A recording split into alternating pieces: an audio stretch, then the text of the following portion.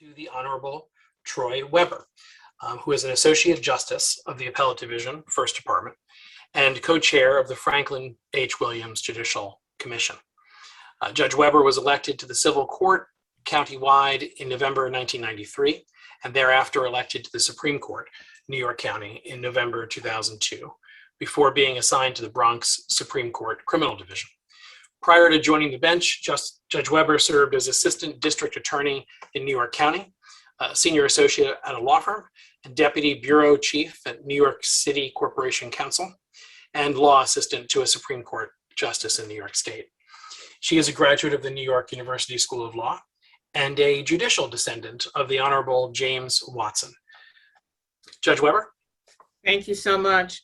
It is certainly my honor and privilege to speak to you about the Honorable James S. Watson. You know, when the flyer went out and the information went out concerning the program, many of my friends and colleagues reached out to me to say that they were unaware that I was related to a former jurist, let alone one of such distinction.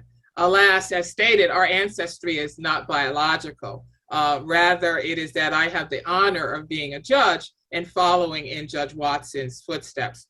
I will say that there are similarities. And so in doing my research on Judge Watson, I found that there were intersections in terms of our background. For example, Judge Watson was born in Spanish Town, Jamaica, in the West Indies, and then immigrated to this country. My grandparents are also from the Caribbean, and they immigrated here from Antigua and Barbuda in the West Indies. Also, my grandparents are buried at Woodlawn Cemetery. And so I must say that as a young child and ultimately as a teenager, I visited Woodlawn Cemetery quite often to visit the grave of my grandmother, my maternal grandmother, and then my maternal grandfather. There are also similarities in Judge Watson's ascendancy to the bench and somewhat to mine as well. So James Watson, as I stated, was born in Spanish Town, Jamaica in the West Indies in May of 1882. His parents were working class folks. His father worked on the railroad.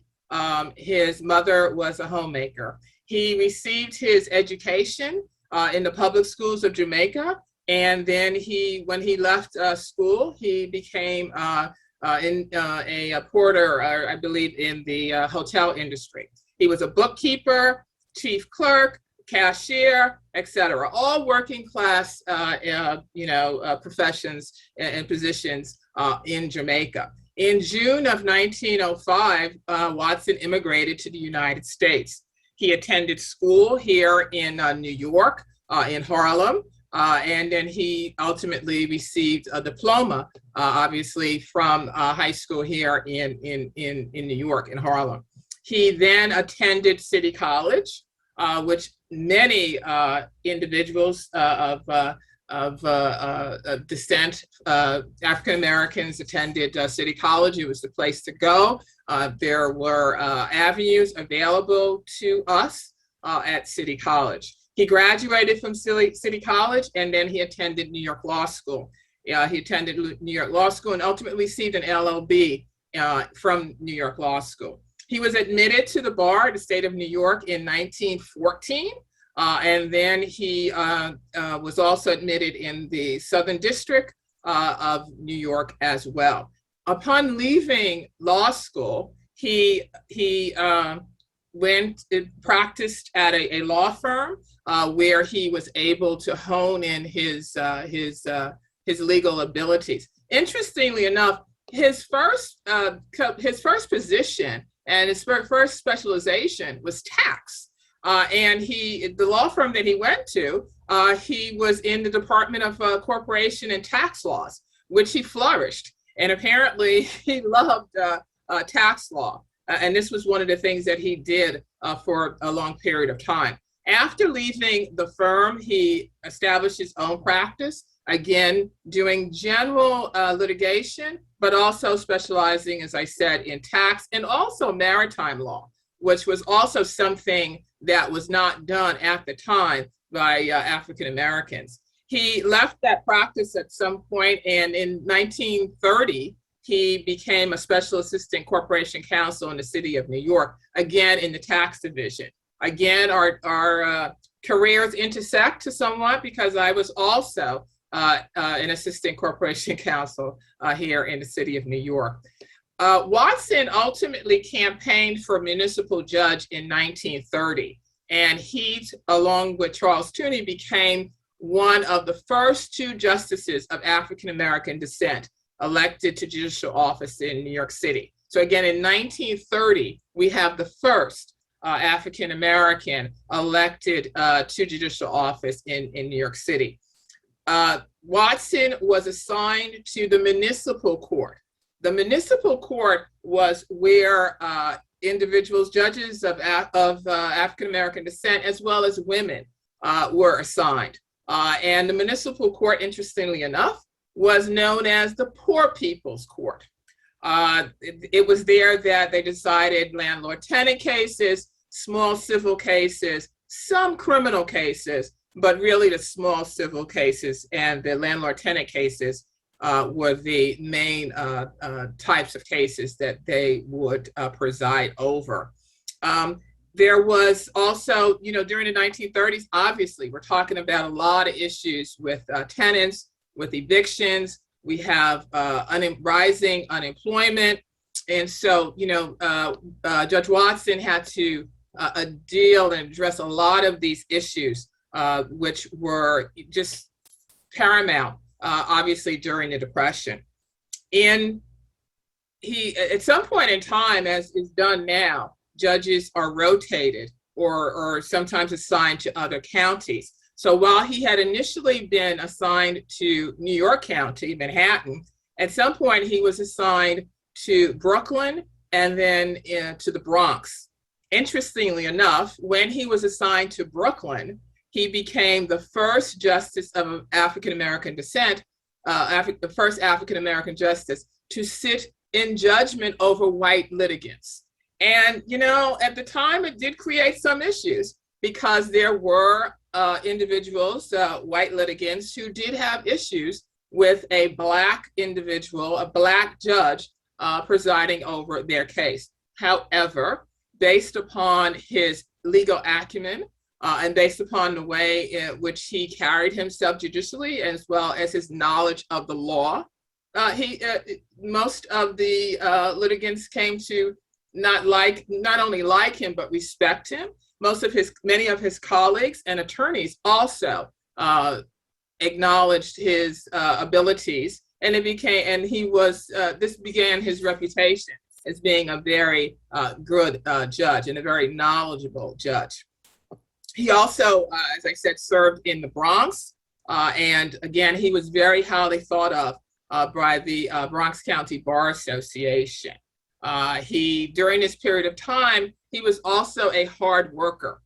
He heard about, at least 1,000 cases. He presided over approximately almost 1,000 non-jury trials, almost 200 jury trials, motions, summary proceedings, ex parte actions, etc. So again, as I said, based upon his work ethic and also based upon his productivity, he, again, achieved the reputation of being a very, very able judge. Also, it's interesting that in his cases that went up to the appellate division, he was upheld in the majority of those cases. About 200 cases went up to the appellate division.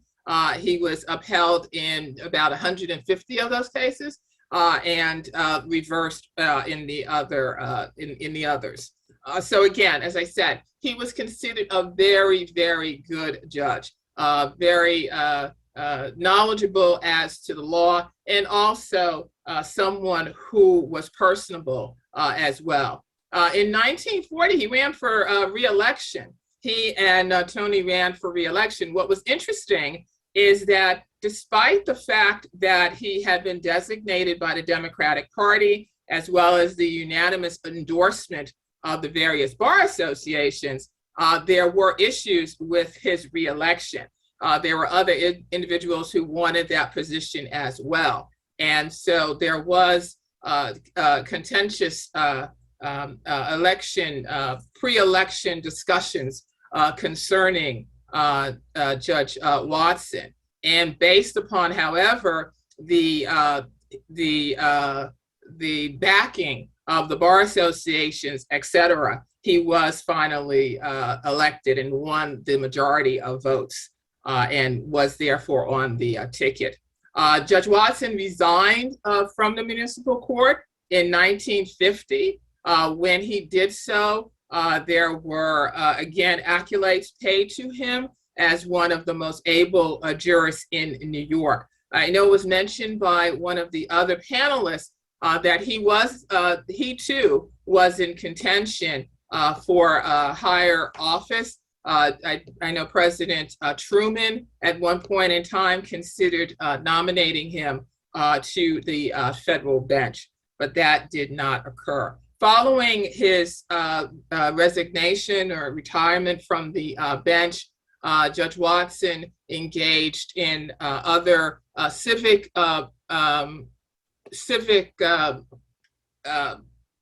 duties. He joined various organizations. He was the first attorney of African descent nominated to the American Bar Association. That occurred in 1943. He was the first since 1912. He also held membership in the Association of the Bar of the City of New York County Lawyers Association, as well as the Harlem Lawyers Association and the National Bar Association, of which he was a one-time regional director. He lectured throughout the country. He took part, as I said, in civic and community affairs, and he was a member of the New York Urban League, the Grand Street Boys Foundation. He was also very active in various organizations in the Bronx, and I am a descendant of individuals from the Bronx and a former Bronx resident. So I like to see that he was invested in the Bronx, in Manhattan. He was very vocal in terms of how juveniles, especially juveniles of color, were treated, ways in which to improve, in ways to which improve their pipeline to high school, to college, etc. He was also a charter member of St. Martin's Episcopal Church in Harlem, which was a church that my grandparents were also affiliated with. He was a frequent guest speaker for religious, civic, fraternal, social, educational, and legal organizations. Again, he said that he believed in diversity on the bench, something that I also believe in and something that the Franklin H. Williams Commission, of which I'm co-chair, that is our mission, to improve diversity on the bench and diversity in the legal system. He stated that it's my conviction that the appearance of a Negro judge can be most encouraging to members of our race, young as well as old. He strongly believed that those elected to public office should participate in activities and also should serve as mentors and models to those who are in the community. His concerns with juvenile problems, as I said, led him to lecture before schools, Sunday school, also youth groups, and also other organizations dealing with the youth. And so, as I said, Judge Watson was a jurist who I think all of us can emulate and should emulate. He was someone who was the first, as I said, in terms of the first elected African-American judge, or one of two, he and Tony, and also someone who just gave a great example and continues to be a great example to those of us who follow in his footsteps in terms of being a judge. He died in 1952, but hopefully his legacy will live on, and we will continue to try to emulate him and to really make him proud. Thank you. Thank you very much, Judge Weber, for that that fantastic discussion of the trailblazing career of this extraordinary role model, Judge Watson. That was terrific.